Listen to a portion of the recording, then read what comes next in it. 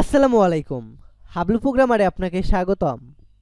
আমাদের বুটস্ট্র্যাপ 5 এর আজকের এই ভিডিওতে আমরা স্ট্যাক নিয়ে কথা বলবো, যে জিনিসটা আমাদের জন্য অনেক বেশি ইম্পর্টেন্ট, কিন্তু এই জিনিসটা আমাদের কোর্সের আন্ডারে ছিল না। আমরা যখন এই কোর্সটা শুরু করি তখন আমাদের কারেন্ট ভার্সনটা ছিল 5 পয়েন্ট, অর্থাৎ বুটস্ট্র্যাপ 5 পয়েন্ট, কিন্তু এখন আমাদের বর্তমান আছে 5.1। আমরা যদি 5 পয়েন্টে যাই তাহলে আমরা হেল্পারের ভিতরে দেখতে পাবো স্ট্যাকটা নাই। স্ট্যাক বাদেও আরও কয়েকটা জিনিস এই হেল্পারের ভিতরে ছিল না, যে জন্য আমরা সেই জিনিসটা অ্যাড করতে পারি নাই। তবে বর্তমান বুটস্ট্র্যাপ 5.1 চলতেছে, যেটার কারণে কারেন্ট ভার্সনে আমরা হেল্পারের ভিতরে গিয়ে স্ট্যাক পাবো, দেন ভার্টিক্যাল রোল পাবো, এই ধরনের অনেক জিনিসগুলো আমরা এক্সট্রাভাবে পাবো, যেটার জন্য আমরা যেহেতু এখন বর্তমান 5.1 আসছে, এটার জন্য আমরা 5.1 এর জিনিসগুলো শিখে নিব। তো এটার জন্য আমাদের এটা কোর্সের আন্ডারে না থাকলেও আমি এটাকে অ্যাড করে দিব। তো এইটা দেখার জন্য আমরা শুরুতে আমাদের কোড এডিটরে যাব, দেন এটার পরে একটা ডিভ ক্রিয়েট করব, অ্যান্ড এই ডিভের নামটা দিব আমি কন্টেইনার। দেন আমাদের ডকুমেন্টেশনে আসব, অ্যান্ড এখানে আমরা দেখতে পাবো দুই ধরনের স্ট্যাক আমাদের অ্যাভেলেবেল আছে, একটা ভার্টিক্যাল স্ট্যাক এবং আর একটা হরিজন্টাল স্ট্যাক।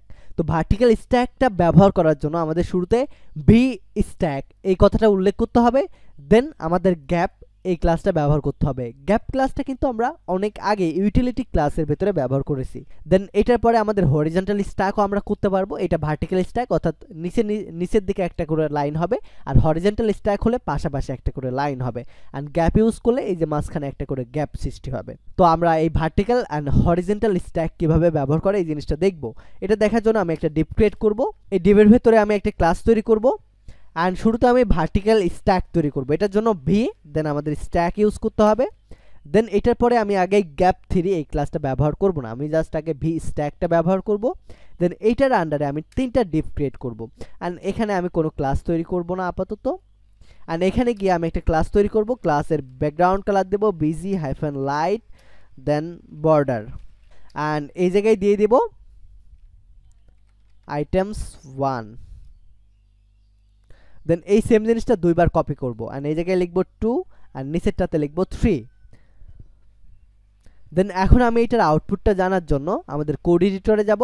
এখন আমাদের আউটপুটটা এমন দেখাচ্ছে। তো এই জিনিসটাকে যদি আমরা গ্যাপ ইউজ করি তাহলে আমাদের সুন্দরভাবে একটা গ্যাপ দিয়ে দিবে প্রত্যেকটা আইটেমের মাঝখানে। তো এখন দেখেন সুন্দরভাবে একটা করে গ্যাপ দিয়ে দিয়েছে প্রত্যেকটা আইটেমের মাঝখানে। তো আমরা আগে থেকেই জানি আমাদের প্রত্যেকটা কন্টেন্ট ভার্টিক্যালি থাকে, অর্থাৎ এইভাবেই থাকে, যেটার জন্য আমাদের আর কোনো পরিবর্তন দেখাবে না। দেন ভার্টিক্যালের পরে আমাদের থাকে হরিজন্টাল। তো আমরা হরিজন্টাল স্ট্যাক যদি আমরা ব্যবহার করতে চাই তাহলে আমাদেরকে কোড এডিটরে যেতে হবে। দেন এটার পরে আমি একটা ডিভ ক্রিয়েট করব, অথবা আমি এই সেম ডিপটাকে কপি করব, কপি করে এই জায়গায় আমি আগে আউটপুটটা দেখব। আউটপুটে আমরা সেম জিনিসটাই দেখতে পাবো, কিন্তু এই জায়গায় যখন আমি ভি স্ট্যাকের পরিবর্তে এই স্ট্যাকটা করে দিব তখন আমাদের হরিজন্টাল স্ট্যাকটা হয়ে যাবে। দেখেন, অ্যান্ড এই জিনিসটাকে সুন্দরভাবে বোঝার জন্য আমি একটা বিয়ার ট্যাগ ইউজ করব। এখন দেখতে পাবেন আমাদের 3টা আইটেমস হরিজন্টালি পাশাপাশি আছে। তো আমরা যদি আমাদের ওয়েবসাইটে কোনো আইটেমকে হরিজন্টালি রাখতে চাই তো হরিজন্টালি দিব, আর কোনোটাকে যদি ভার্টিক্যালি রাখতে চাই তাহলে ভি স্ট্যাক ইউজ করব। তো এই জিনিসগুলোকে আমরা প্র্যাকটিক্যালি কিভাবে অ্যাপ্লাই করব এই জিনিসটা দেখার জন্য আমি বুটস্ট্র্যাপ 5 এর এক্সাম্পল ব্যবহার করব। অনেক সময় কিন্তু আমাদের এইরকম বাটনের প্রয়োজন পড়ে, সেভ চেঞ্জেস, ক্যান্সেল, এই ধরনের বাটন যদি আমরা তৈরি করতে চাই তাহলে আমাদের কিন্তু ভি স্ট্যাকের প্রয়োজন পড়বে। তো এই ধরনের জিনিস তৈরি করার জন্য আমি আমার কোড এডিটরে চলে যাব। দেন এটার পরে আমি একটা ডিভ ক্রিয়েট করব। এই ডিভের ভেতরে আমি 2টা বাটন তৈরি করব। প্রথম বাটনের ক্লাস নেম দেব btn-accondary, সেকেন্ডারি, অ্যান্ড এই জায়গায় লিখব আমি সেভ অ্যান্ড চেঞ্জেস। দেন দ্বিতীয়বার আমি আবারও কপি করব, দেন btn এই জায়গায় দিব আউটলাইন সেকেন্ডারি, দেন এই জায়গায় দিব ক্যান্সেল। অলরাইট, এখন যদি আমাদের ওয়েবসাইটে যাই আমরা, তাহলে আমরা দেখতে পাবো আমাদের সেভ অ্যান্ড ক্যান্সেল এই নামে 2টা বাটন তৈরি হয়ে গেছে। তো এই বাটনগুলোকে আমরা এখন চাই নিচে আনতে। নিচে আনার জন্য আমরা কি ব্যবহার করব? আমরা ভার্টিক্যাল স্ট্যাক ব্যবহার করব, ভি স্ট্যাক এই ক্লাসটা ব্যবহার করব, তাহলে আমাদের এই 2টা নিচে চলে যাবে।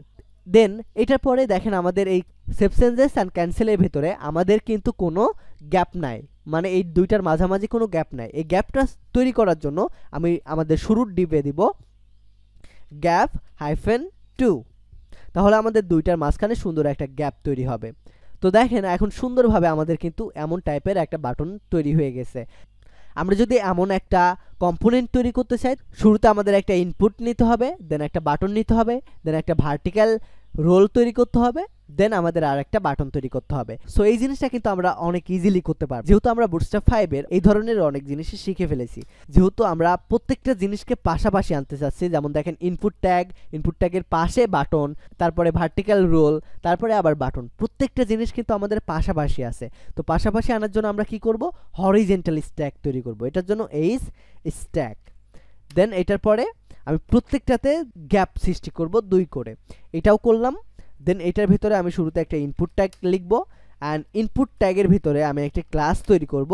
ক্লাসের ভিতরে লিখব ফ্রম -control। এই জিনিসটা সম্পর্কে আমরা পরে জানবো, তবে আপাতত জাস্ট আপনি এটা দিয়ে রাখেন, দেন একটা প্লেস হোল্ডার ইউজ করেন, দেন এই জায়গায় লিখে দেন ইন্টার ইয়োর অ্যামাউন্ট। দেন এইটার পরে আমি একটা বাটন তৈরি করব। বাটনের ক্লাস নেমটা দেব btn-success, অ্যান্ড এই জায়গায় লিখব সাবমিট। দেন এইটার পরে আমি একটা এইরকম একটা ভার্টিক্যাল রোল তৈরি করব। এই ভার্টিক্যাল রোলটা সিএসএস দিয়ে তৈরি করতে কিন্তু আমাদের অনেক হ্যাসেল পোহাইতে হবে, কিন্তু আমরা বুটস্ট্র্যাপ 5 এর একটা সিম্পল ক্লাস ব্যবহার করার মাধ্যমে এমন একটা ভার্টিক্যাল রোল তৈরি করতে পারবো। আমাদের জাস্ট ব্যবহার করতে হবে vr, দ্যাটস ইট, এতটুকু ব্যবহার করলেই হবে। দেন এটার পরে আমাদের আরও একটা বাটন হবে, অ্যান্ড এই বাটনটা তৈরি করার জন্য আমি বাটন ট্যাগ লিখব। দেন এটার পরে ক্লাস লিখব btn এই জায়গায় দেখেন আমাদের বাটনের ভিতরে এই বাটনটার মতো কিন্তু না, এই বাটনটা দেখেন যখন হোভার করতেছি তখন ব্যাকগ্রাউন্ডটা ভরে যাচ্ছে, তাছাড়া কিন্তু আমাদের নর্মালি এমনটা দেখাচ্ছে। তো এমন টাইপের যদি বাটন তৈরি করতে চাই তাহলে আমাদেরকে দিতে হয় btn-outline, আউটলাইন, দেন আমরা ডেঞ্জার কালারটা দিব। তো আমরা কিন্তু আউটলাইন বা বাটন সম্পর্কে, বিটিএন সম্পর্কে, এইগুলো ক্লাস সম্পর্কে কিন্তু জানি না। এই ক্লাস সম্পর্কে আমরা পরবর্তীতে আমরা যখন কম্পোনেন্টের ভিতরে যে ক্লাসগুলো আছে এগুলো নিয়ে কথা বলবো, তখন কিন্তু এই বাটন সম্পর্কে আমরা বিস্তারিত আলোচনা করব। তো এখন আমরা যতটুকু করেছি ততটুকুর আউটপুট যদি আমরা জানতে চাই তাহলে আমরা দেখতে পাবো আমাদের আউটপুটটা এমনটা দেখাচ্ছে। তো আমাদের এই জায়গায় বাটনটা কিন্তু তৈরি করা হয় নাই ঠিকঠাকভাবে, যেহেতু আমরা এই জায়গায় এখনো বলি নাই কিছু, তো এটার জন্য আমি বলে দেব রিসেট। এখন আপনি দেখতে পাবেন আমাদের এইটার মতোই আমাদের একটি সুন্দর একটি ওয়েবসাইটের কম্পোনেন্ট তৈরি হয়ে গেছে। তো আমাদের এইটার উপরে যদি কিছুটা স্পেস দিতে চাই তাহলে আপাতত আমি একটা বিয়ার ট্যাগ ব্যবহার করে দিতে পারি, তাহলে আমাদের সুন্দর একটা লুক আসতেছে দেখতে। তো এখন দেখেন আমাদের অল্প কয়েকটা ক্লাস ব্যবহার করে, বুটস্ট্র্যাপ 5 এর ক্লাস ব্যবহার করে আমরা সুন্দর সুন্দর জিনিস তৈরি করে ফেলতে পারতেছি। তো এই ভিডিও থেকে কিন্তু আমরা অনেক ইম্পর্টেন্ট কিছু শিখলাম, এবং সুন্দর একটা কম্পোনেন্ট কিভাবে রেডি করতে হয় সেটাও কিন্তু আমরা শিখে ফেললাম। তো এই ভিডিওটা এই পর্যন্তই থাকবে। ভালো থাকবেন, সুস্থ থাকবেন, টেক এ রিস্ক।